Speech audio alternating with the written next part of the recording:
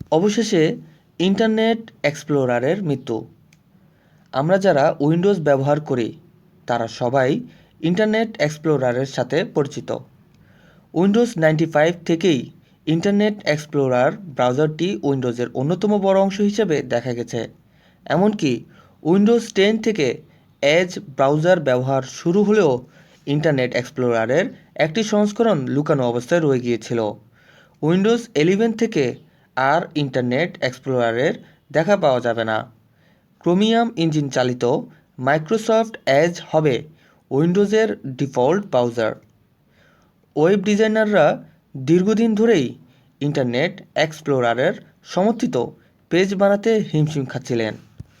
পুরনো এই ব্রাউজার সমর্থন না করলে ওয়েবসাইটের ডিজাইন সম্পূর্ণ হচ্ছিল না।